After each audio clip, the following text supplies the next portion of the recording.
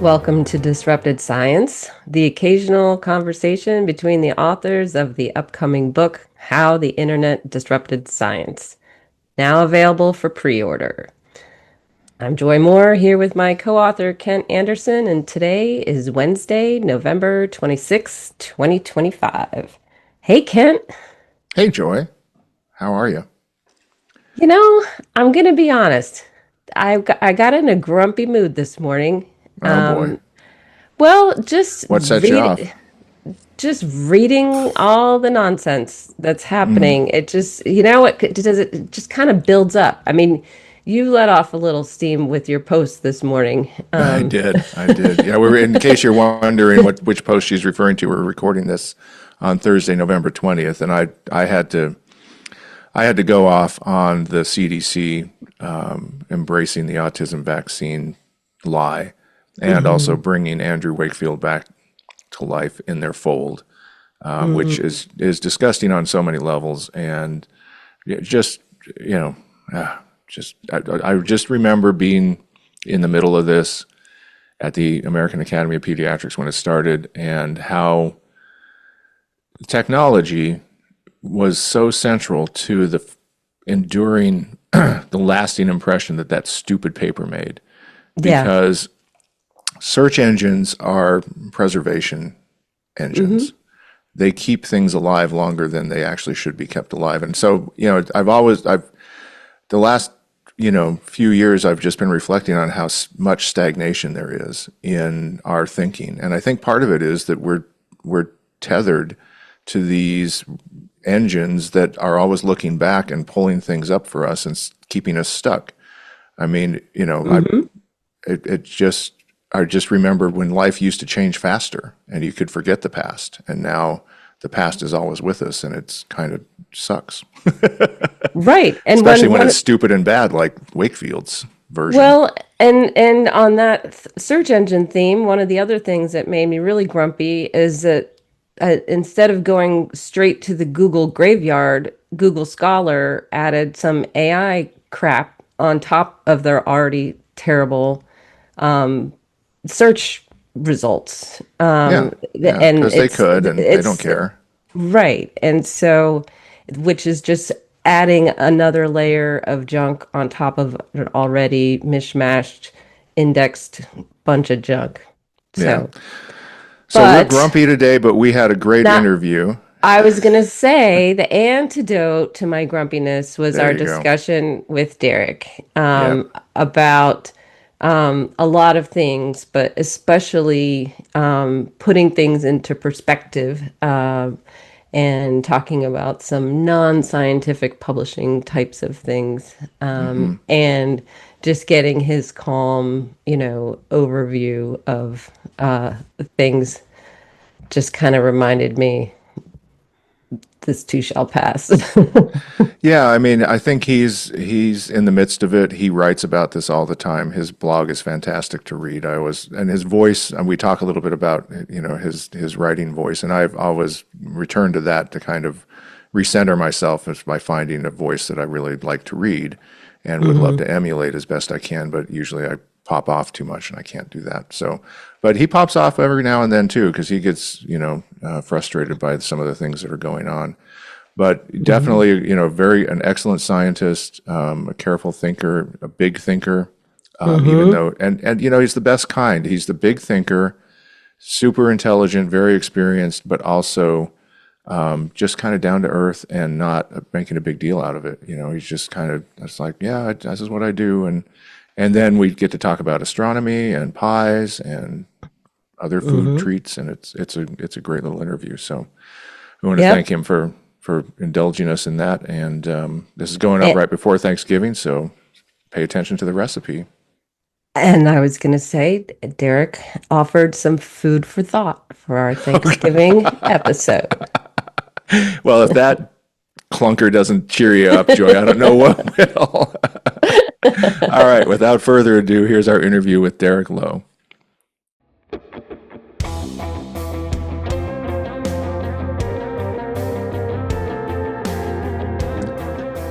Derek Lowe is a medicinal chemist working on drug discovery. He's been writing a blog called In the Pipeline since 2002. In 2015, I met Derek over lobster rolls to lure him and his blog to AAAS Science, where it has been ever since. Derek tackles a mixture of scientific updates, political perspectives, and critiques of scientific publishing, all in an extremely down-to-earth and readable manner. It's one of my favorite blogs to this day. He's also the author of a 2016 book, the chemistry book From Gunpowder to Graphene, 250 Milestones in the History of Chemistry. He's also a very good cook, from what I hear. So welcome, Derek. Well, thanks for having me. Welcome. Great to meet you. Yeah. So I wanted to talk as a blogger to blogger kind of thing. So how did you get started within the pipeline? And I'm particularly interested in your experience, because my experience has always been finding the voice is what kind of lets the words flow. And did you have any trouble finding the voice initially, or did it just come naturally? I'm just curious. Yeah, that's a good question. I mean, the blog is pretty darn old by internet standards because I started reading some of the early blogs in 2001, and I got to thinking, I'd like to do this because I've always been very quick at putting together presentations and papers and the like. So I thought, none of this is exactly a rate limiting step in drug discovery, my real job. So if I do have some abilities in these areas, I should try to get more out of them. So I started the blog and wondered at first, what should I talk about? So if you go back and look at the very earliest days of it, which are archived on Blogspot and in the Wayback Machine, you can find that, I talked about some science and some a little bit more current events, but everyone talks about that. I realized, though, when people asked me what I did for a living and I told them about drug discovery, they were like, huh, that's interesting. I didn't know anyone did that. So I thought that's the signal. That's the topic I should talk about because hardly anyone seems to know about it and people seem interested. So problem is I thought I'd run out of material pretty quickly, which shows you that I did not really know what I was getting myself into. Yeah. But as far as the voice, when I go back and look at the early stuff, no, it pretty much sounds like it does now. I think I guess over the years, even up till that point, I'd cultivated a pretty idiosyncratic mode of expression, and it, like a good thick New York accent, it has stuck through thick and thin. You can't get rid of it. You can't shake it. Well, it just proves that it's genuine, which is, I think, great too. So it's not something you're slapping on top of your thinking, but it's how writing is thinking to me, and so it sounds like it's tied together for you too. Oh yeah, yeah.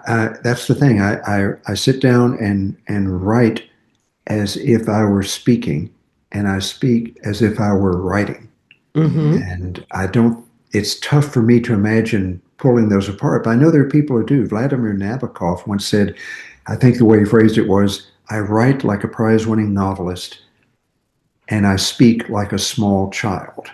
I love it. Do you ever, when you start a post, do you ever end up in a place where you didn't expect? Sometimes, yeah. Sometimes. And then I actually go back and decide, the front of this needs to be rewritten because, I ended up in another spot. And sometimes I'll split that original idea off into another post. Right. And say, okay, this deserves its own space. Yeah. Yeah. I love it. So the government's back in business.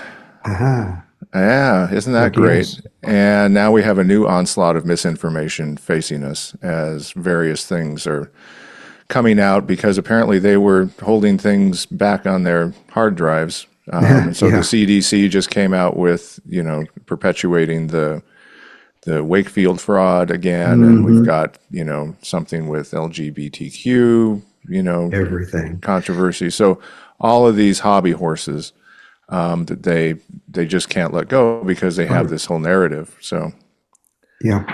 And not only did they, bring back the vaccine autism fraud, but, anyone who is into logical thinking realized that they also brought up the old prove a negative thing because their whole thing was no one has proven that vaccines aren't the cause of autism. Yeah. And you just want to bury your head in your hands.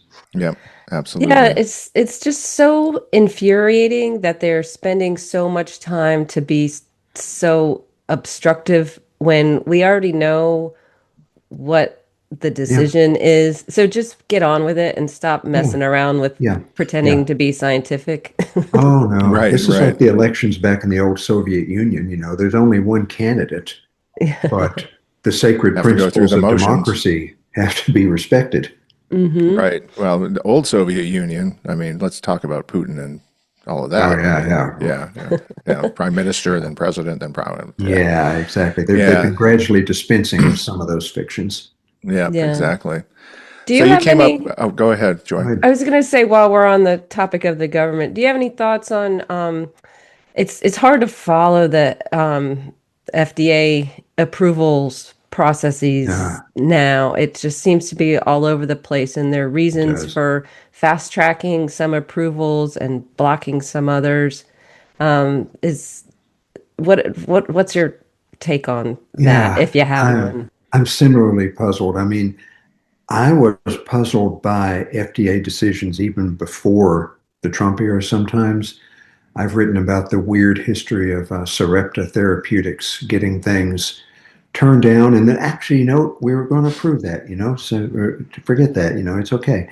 So there have been decisions like that. I did not like both decisions to approve the anti-amyloid antibodies. In each of these cases, the common theme has been inability to prove efficacy, in my Hmm. mind, and a lack of balancing it with the risk. And that is, of course, the FDA's whole regulatory job is to weigh those two things. Right. Now, I just have no idea of where things are coming from. And it doesn't surprise me. I mean, look at the leadership in here, look at the number of people who've been forced out. The fact that it's chaotic is no illusion. Hmm. Hmm. And it's almost by design. I mean, now they have what 20 some positions posted to be filled by tomorrow. Oh, And yeah, we're that recording business. this on the So, 20th of November, and the date was the yeah, 21st, as I yeah, recall. Hmm. yeah. So it's just And no designed just to, process around that. We talked with Jeremy Berg about that, and oh boy, he's Jeremy Berg befuddled. must be having an awful time of it. Yeah, he seems to be holding up okay, but Good. I guess there's something else I have to look at after this. But yeah, there's a Yeah. lot going on. But one of the things that you came up with one of my favorite ways to describe the kind of people who have been suddenly elevated into powerful roles in science: idiotic, quick take artist. Yeah. So these people seem to be very effective these days, though. Hmm. And what do you think it makes them so effective? Yeah. I mean, you can talk about the general decline in, I guess, expertise, or actually, it's more like the general decline in valuing Hmm. expertise. Hmm. And that throws the landscape wide open for people like this. You've seen that famous New Yorker cartoon where the guy's getting up in the middle of a passenger aircraft and says, I'm tired of these pilots lording over all of us regular folks. Who says I should fly the plane? Come on. That's right. And that's really what we're seeing. It's like, I'm tired of these elites trying to tell me what to do and all this stuff that they quote, quote, know about. So it really leaves a wide open field. And therefore, the people who can speak the most glibly about things that their constituencies want to hear will ascend quickly. Hmm. Hmm. And they get amplified Oh, yeah. by an attention economy. I was thinking earlier today that we've seen a lot of trends in scientific communication where the attention economy has an outsized influence on what gets even Hmm. what publishers support. And I was thinking Yeah, it's science is not an attention economy; it's an evidence economy. it really And isn't. And there are so many slow moving, slow developing stories in science. mhm, And that's where you guys may remember the fellow who used to be senator from Wisconsin, William Proxmire, back in the mhm, 70s, 60s, yeah, 70s. And his big deal was he'd have these press conferences with what he called the Golden Fleece Awards. He would pick some research project that had a funny sounding name and he would Hmm. make fun of it for getting funded. And I have to say, I believe in his last years, he actually expressed some regret for that process. I hope he did because he should have. Hmm. But that is the quick take artist in its nascent form. It's like, mm, ha, can you believe it? But as you guys know, there are a lot of really important scientific topics that come on very slowly and from unexpected directions. Hmm. So look at RNA interference.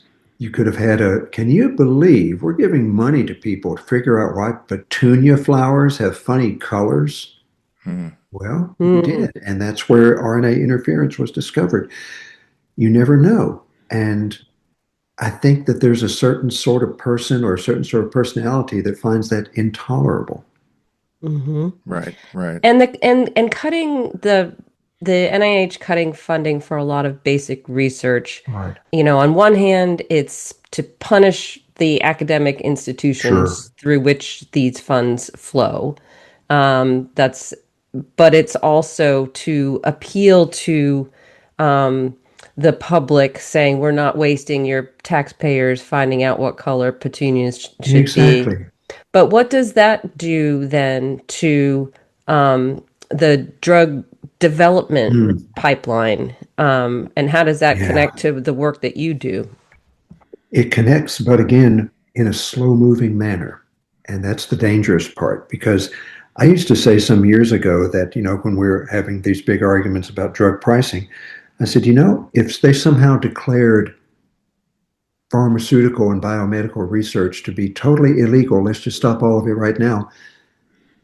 Pharmaceutically, no one would notice for a few years because it Mm, takes that long for Hmm. things to gradually work their way through preclinical, through phase one, phase two, phase three, regulatory approval, finally getting on the market. You would have several years of lag before you noticed. And even at that point, it might take people a little while longer to say, you know what? There haven't been any new medicines in a little while. Huh. I wonder Hmm. why.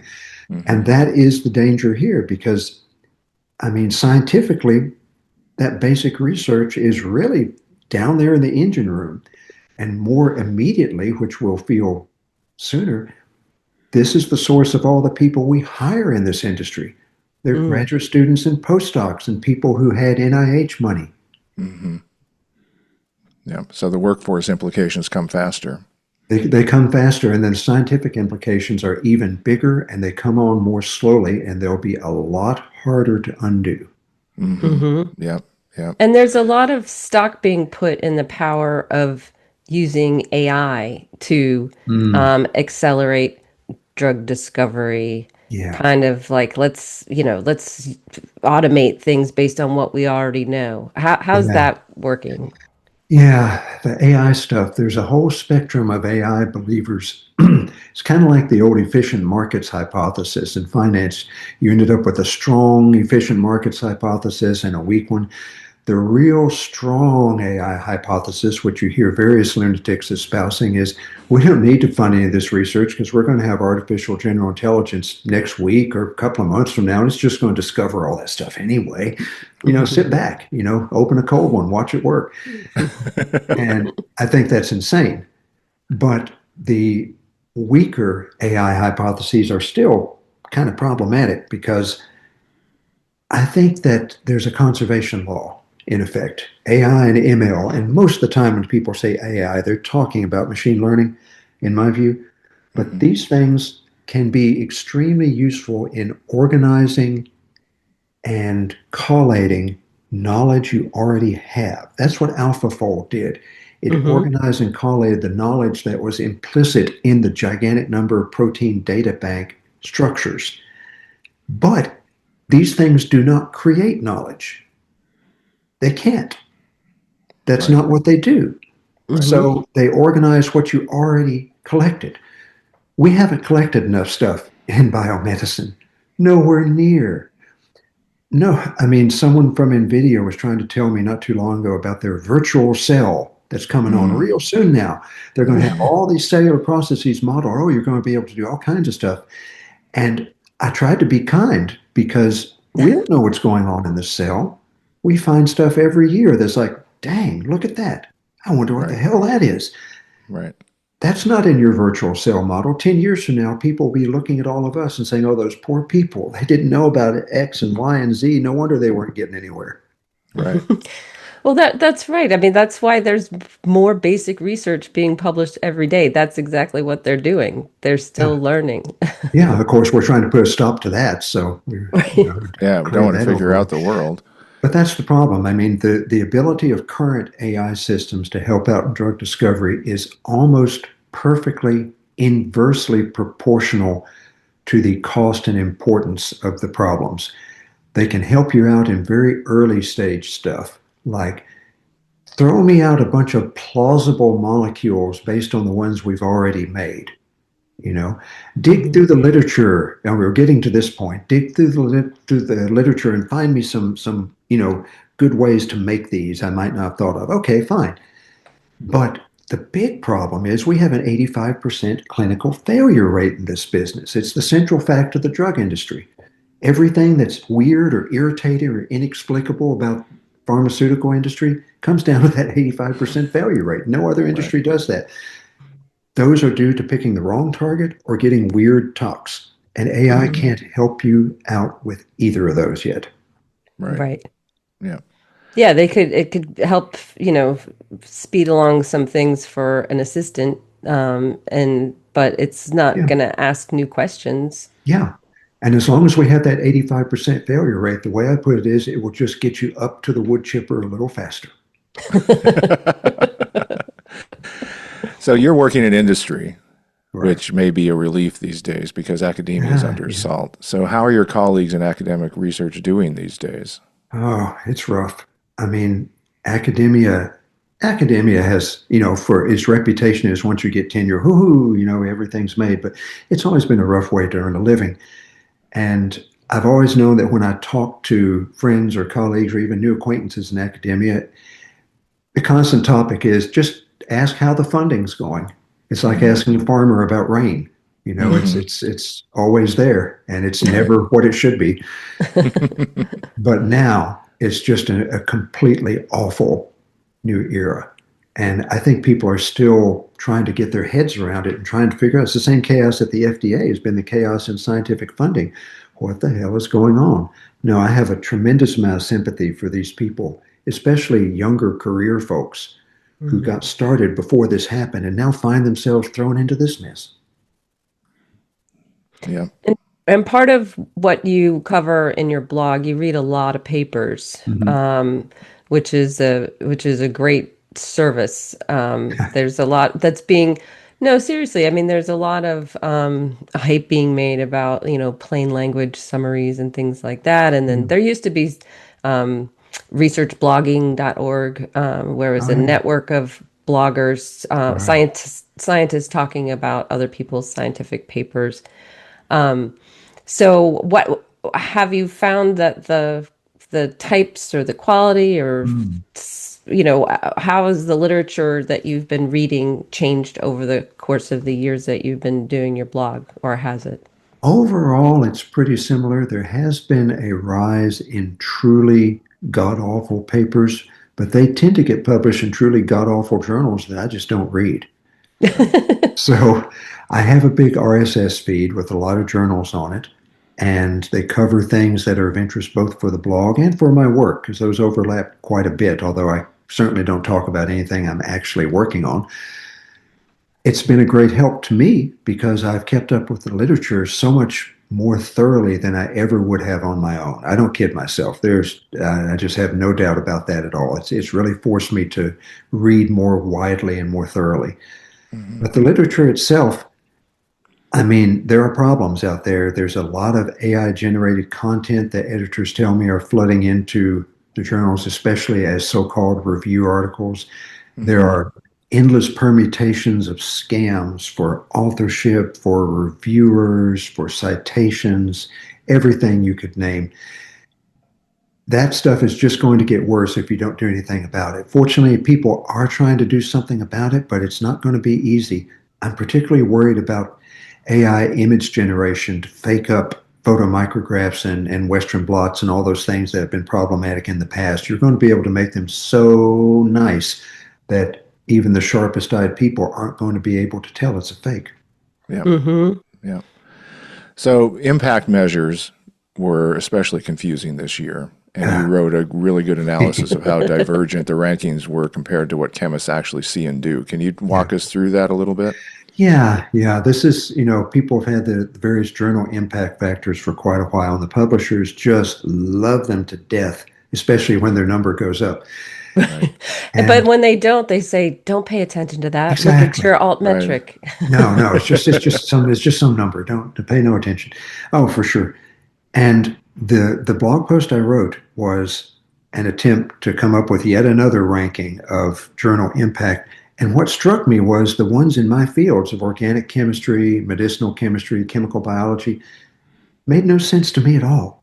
There were journals on there I have never, ever read a paper from. And obviously, the stuff is just being gamed. And that's the problem with all of these metrics. The old saying in business has been if anything that can be measured will be managed. Mm. Well, Right. anything that can be, I guess, expressed numerically will be gamed Hmm. if you can possibly do it.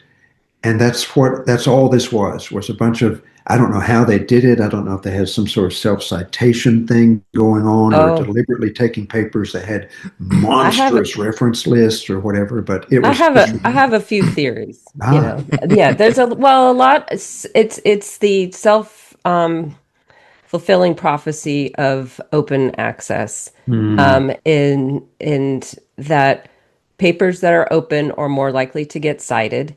And now hmm, you add in machine processing of the literature, and they're going to grab the more open ones that are right. going to fit their criteria before they are going to have to deal with going through paywalls and things like that. Hmm. So the people who are using automation to write these review papers are sourcing from the same pool of Ah, open stuff. yeah, that makes And so sense. that's how you can see a lot of impact factor rankings have really been skewed within fields with journals that just you wouldn't have heard of before. Right. Oh, It's that just makes a lot of math. sense. Yeah. Yeah, yeah. Math and incentives, right? Because the other thing is that when Altmetric came out and was measuring things like mentions in on Twitter and mentions on Hmm. other media sources, that all of a sudden all the publishers found that they needed a social media manager to Yes. push their articles out on Twitter because there was Hmm. now an incentive to do it and it was being measured in a way that they could brag about. So it becomes Yeah. this circular kind of self-reinforcing Yeah. game. I mean, it's a never-ending battle as long as the incentives are there. If you provide incentives, people will take advantage of them. And the incentive in so many places and so many institutions and countries is publish, publish, and publish in Mhm. the best journals you have, and we'll find some way to pick the best. Oh, here's a list. Goody. Yeah. Yeah, right. So I'm going to shift topics a little bit. So you are a serious amateur astronomer, and I would like a rig tour, and I would like to know a little bit more about how you do it, when you do it. Is Sure. winter really the best time of year to do it? Oh boy. Yeah. I Lots of mean, I have lots of questions. I have lots of questions. We might honestly, have to I take this think, offline. yeah, I'll do a little bit of that. Yeah, no, it is kind of my weekend hobby or vacation time hobby, and Hmm. it's just dodging the moon. Half the month is shot, too much moonlight. Yeah. But I have an 18-inch Dobsonian reflector. I don't do any imaging. So my part of the hobby, a lot of people who do it fear it's becoming increasingly antiquated because the imaging has gotten so good and people do more and more and more of it. I might get into that after I retire. I might not. I enjoy looking at the stuff directly with my eyes. I'm Hmm. going to be setting an alarm clock sometime the next week or so to get up at like 3 in the morning, set the telescope up the night before, get up at 3 in the morning and go see this interstellar comet that's coming through the system because I want to see it What with day? my What day? What day? own eyes. It's the only time that this thing's ever going to be here. What day is So it? I like that I need part. I need a date. I need a date, Derek. It's going to be visible all the way to the end of the year. It's Okay. in the early morning before sunrise. and it's getting higher in the sky every week, but also getting gradually dimmer. So you're going to need a bigger and bigger Better get there telescope. So you soon. Okay. got to pick your spot. All But I right. I'll look enjoy it up. looking at this stuff. I like looking at things that, I mean, I had a telescope, a small one, when I was a kid, 9 years old in Arkansas. And going back and seeing those objects, it's like visiting old friends. Only Mm. these actually don't get older. They stay the same up there in the sky, at least to human eyes. Yeah. Mm. So it's kind of reassuring in a way. Right. Yeah, I actually for the first I've looked at Saturn forever. You know, that's Oh, kind yeah, of that's my go-to, of course, because it's sure. gorgeous Who and doesn't? always puts on a show, right? And for the first time this year I saw it edge on. I'd never seen it Yeah, edge on, and that was like, "Oh, it's really that's weird, isn't it? it is weird." Yeah, but it's Yeah. really cool. I got up at 3 in the morning back in October to see Titan, Saturn's largest moon, cast a shadow down on the Saturnian clouds. Wow. That happens during these edge on periods for a series. It Yeah. happens like once a month for about 8 months in a row. And I Wow. managed to catch one of them. And I was like, yep, good. Because it's going to happen in another, I guess, 20 years or so. And who knows? I want to see this now. Yeah, yeah, yeah. That's amazing. Does it still give you the kind of chill and thrill that it did initially? It does. It Yeah. really does. That's one of the That's so things I cool. like about it. It is. Yeah. I mean, some of these things I look at are not very impressive to the eye. Some time back, I was looking at a quasar in the constellation Virgo, and it looks like a little bitty, tiny, white, fuzzy dot that you can just barely see. But looking at it, I realized that these photons that were hitting my eyeballs right then left 3 billion years ago, before our solar system even existed. Mm-hmm. And here I was looking at Catching them them. right there. So I Yeah. enjoyed that. Yeah. Yeah. Yeah. Yeah. Yeah, there's nothing like it. My in-laws, I had the pleasure of, they never looked through a telescope till they were in Oh, their 70s. And we set one up in our oh, backyard and they looked through it and it just changed them. They were just like, oh, that's because great. we're like real time looking at Saturn and Jupiter and their moons and the wobble, the Yeah. atmospheric wobble that you get and just the Hmm, hmm. sense of it's really happening. Yeah. And yeah, it was profoundly great. I So, love showing people Jupiter's moons. I tell them, this is what Galileo saw. And then when he came back the next night and looked at them again and saw them going around Jupiter, he knew he was in big trouble. he had a different chill go down his spine. Yeah, like, okay. Yeah. Well, I don't know anything about astronomy, but I do know a little bit about cooking. Hey, hey. So that's something that you're also pretty famous for. And this is our Thanksgiving episode. All right. And Kent told me to make sure that we don't end this discussion before we find out about your chocolate pecan pie. Oh, yeah, that's coming up. And then let me check. Did I say is it pecan or pecan? Depends on where you grew up. Where I Well, grew up, it's this is pecan. your pie, so Yeah, it's a pecan pecan. is how I Okay. say it. The one that I avoid is pecan, and Yeah. that is another Yeah. one. That sounds like something you'd keep under a bed in a farmhouse. But I digress. Or if you're an Amazon driver. Yeah, exactly. So no, that I've made that. That's a modification of an old New York Times Craig Claiborne recipe, and it is absolutely reliable. I've made it for years and years, and love it every time. It's packed with vitamins, probably, but Yeah. We'll it's say packed that with pecans. it's a So health food. It's a health yeah, food. I do add more pecans than the recipe calls for because so many commercial pecan pies are like an inch of glop and about two Right. millimeters of pecan on the top of it, and that's just not Yeah. right. So Yeah. no, I do like cooking, and you should never trust a synthetic organic chemist who can't cook. Some of them don't cook, but if they can't, that's a bad sign. Now, how would you compare cooking with baking? Oh, baking's so much harder. I mean, the chocolate pecan pie is pretty easy. It's hard to mess that up, although there is a step where you add this hot sugar and chocolate stuff to a bunch of beaten eggs. If you do that too Mm. fast, you're going to make chocolate scrambled eggs. You're going to regret it. Oh, But overall, baking is much harder. And you really have to stick to the recipe on that until you get your bearings. You can take like a simple cake recipe and just change 6 or 8 different things, the order of addition, all these things, and you'll make 6 or 8 different cakes, by golly. mm-hmm. Hmm. Absolutely. absolutely. So, and who's there? There's a chemistry, cooking overlap author, isn't there? Who's that guy? Oh, McGee? Harold McGee. Harold McGee. Yeah, his Yeah. book is just always amazing to read. Just and his whole thing about gluten lattices and Oh, yeah. No, sugars and McGee's very good on that. I have a table of his from one of his books on the ratio of sugar and fruit juices to make sorbets at home, which is hmm. just, I mean, the Bible for that kind of stuff. Lime juice and sugar sorbet made fresh is one of the greatest things in the world. Mm. Wow. All right, You make that and you realize that you've never had anything like it before. And here it is. You just made it in your own kitchen. this is all of a sudden my favorite podcast episode. I love it.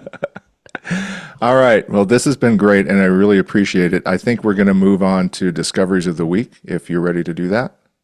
Okay.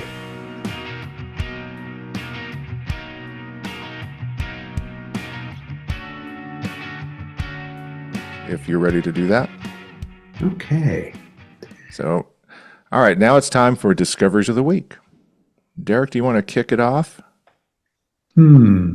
Yeah, I've been thinking about this, and my brain has been casting around. Are we talking about scientific discoveries, things you came across in the literature, or because I've Your got a list of choice. things in all of them. You can go. You can We, have two if you want. yeah, why don't you do, yeah, because we will talk about things like Yeah. animals and food and Oh yeah. TV Yeah. shows. Oh no, Um, no. and then we've had Oh no, some because guests share some really important discoveries with us, and we're happy for both.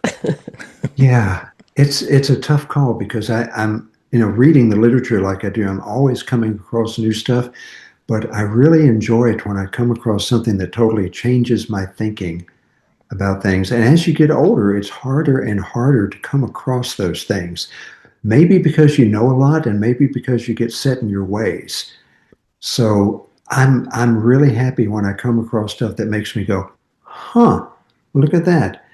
And scientifically, the thing that have been doing it for me are mostly a lot of stuff from like immunology Hmm. Hmm. and the idea that we might be able to fix autoimmune diseases at the root, at this whole autoantigen thing where you're attacking your own tissues.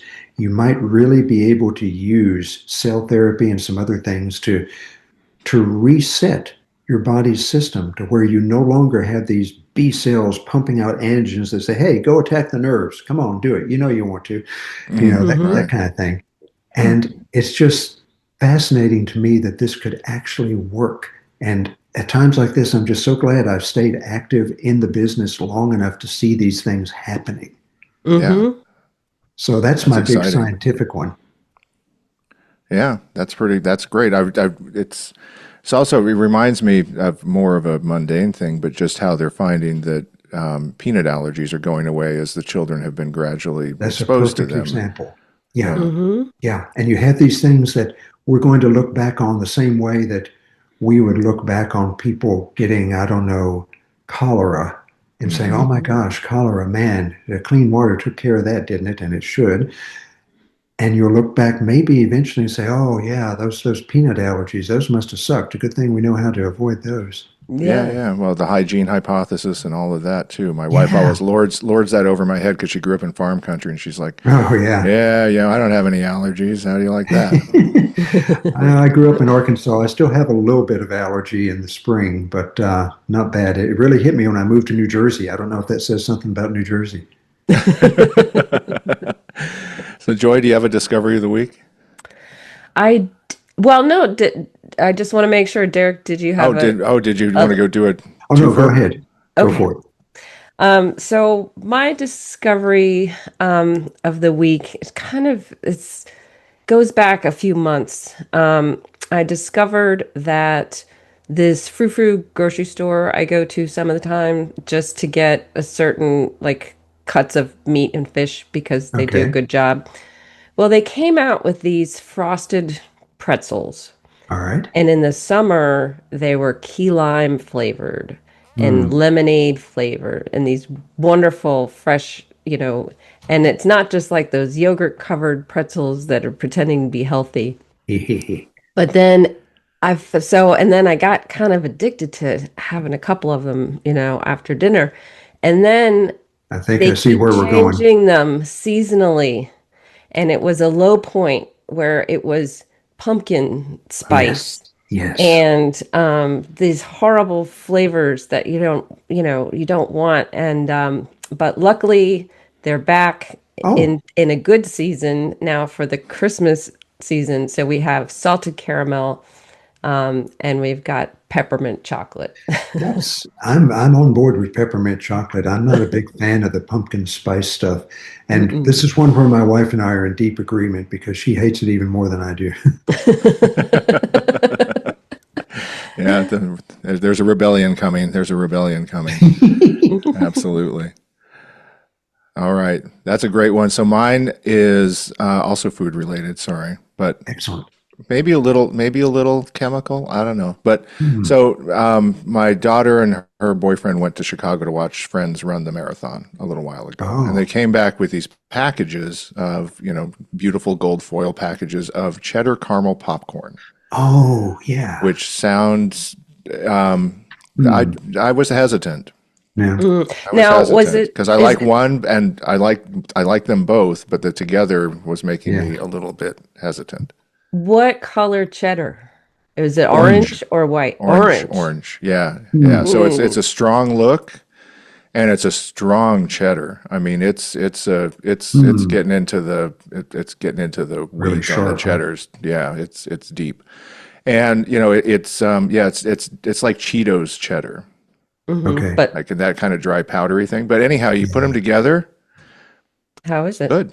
It's good.